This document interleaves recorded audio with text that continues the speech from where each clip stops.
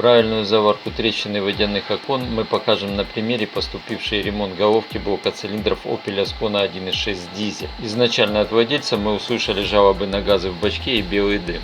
Визуальный осмотр показал наличие трещин между седлами клапанов во всех цилиндрах, а во втором и третьем цилиндре трещины опустились ниже седел.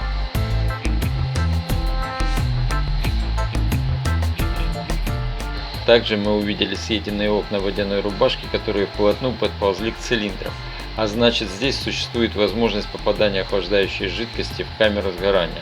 Их нужно варить. Как правило, все эти раковины – это результат использования некачественной охлаждающей жидкости.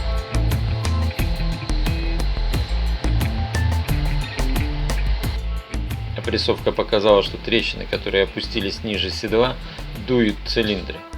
Перед началом сварки мы предварительно разрежем трещины фрезой, для чего удалим из ГБЦ седла.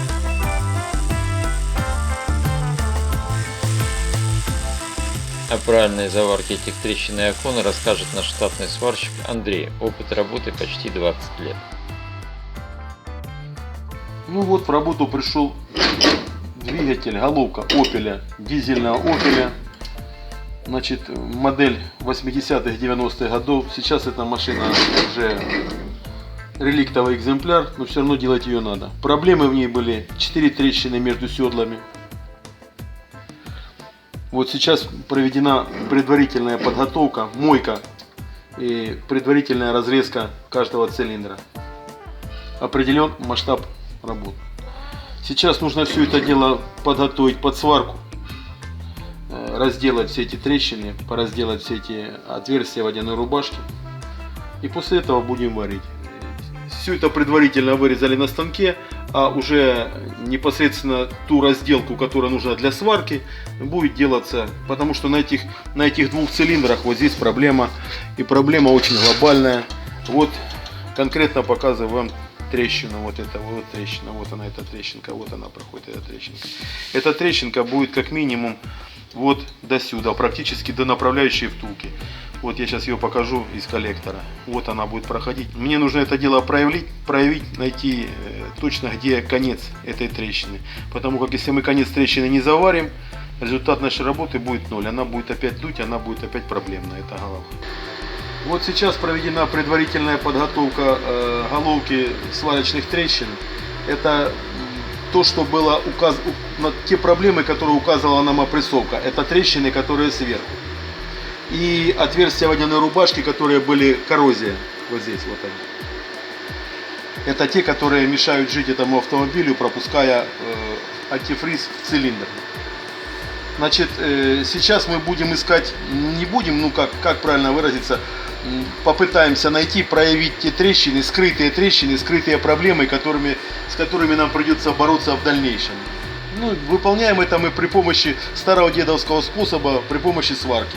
Просто мы снижаем сварочный ток, ну не до совсем минимальных значений, но просто по сваркой походим по заготовке, по изделию.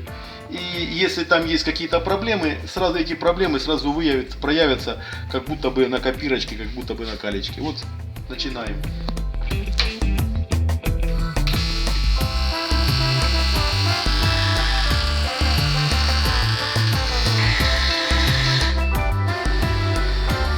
Первый цилиндр живой.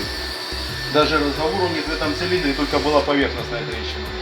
Сейчас будем четвертый цилиндр.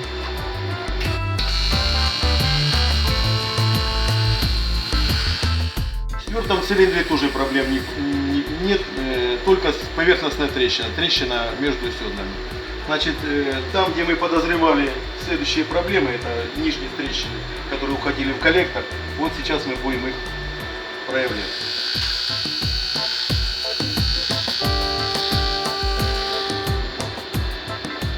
Вот эта трещина проявилась. Она и на этой стороне, и в выпускном коллекторе, и в опускном коллекторе.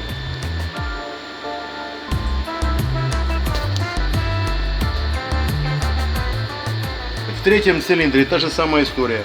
Вот эти трещины. Вот она идет в коллектор. Та же самая и в опускном коллекторе. И еще одна особенность, которая подчеркивает, показывает предварительно о том, что здесь проблема более глобальна. Наличие вот этих вот коррозионных пятен в самом цилиндре.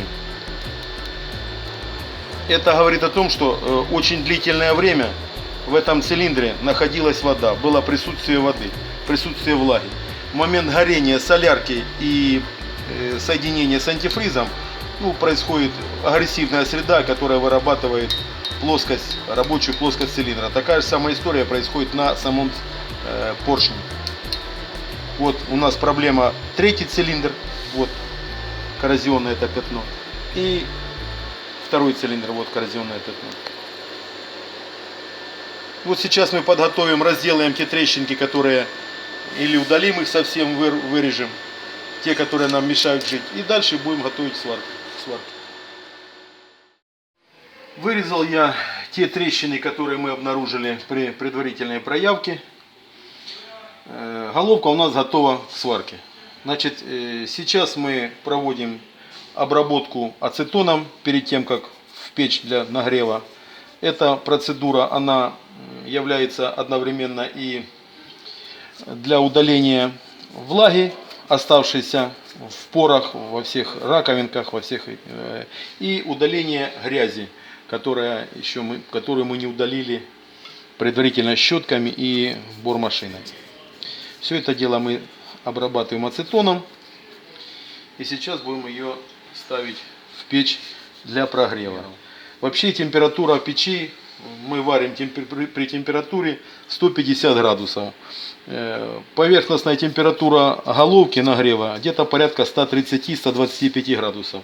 Это практически рабочая температура двигателя. Немножко превышает на несколько градусов, но нам это не мешает.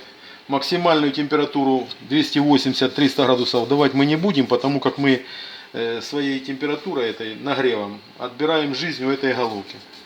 Мы ее перегреваем.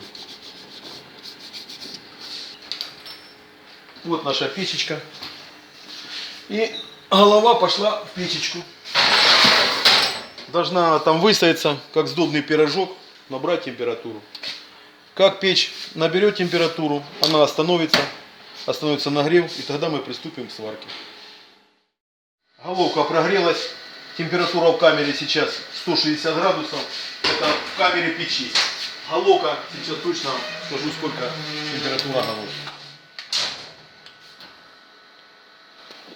Температура головки 132 градуса.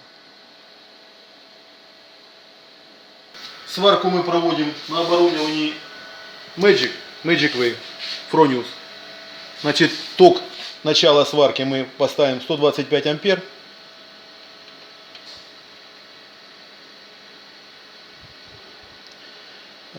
Значит, электрод наш 2,4. Это шарик.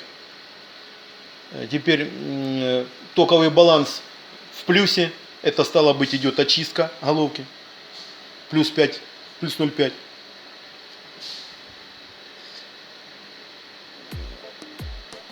Частота тока 60 Гц. И токовая диаграмма синусоидная.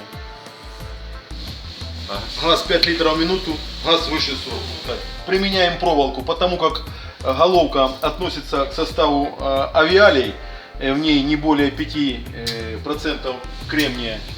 Алюминий, кремний. Значит, проволоку применяем для сварки 40-43. Это международная маркировка. Алюминий, силициум 5. Диаметр проволоки 3,2 мм.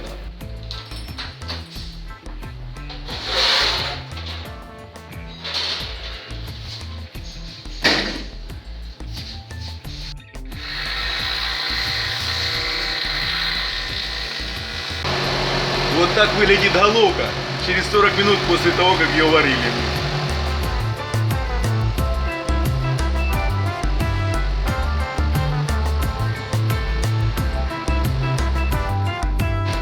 Дальше мы ее ложим в печь, для того, чтобы она равномерно остывала.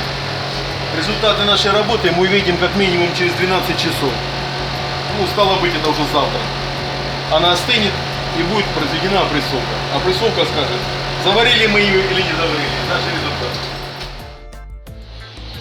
На следующий день опрессовщик Александр проверил нашу головку на герметичность, и мы, убедившись в качестве сварки, отправили нашу головку далее по этапу.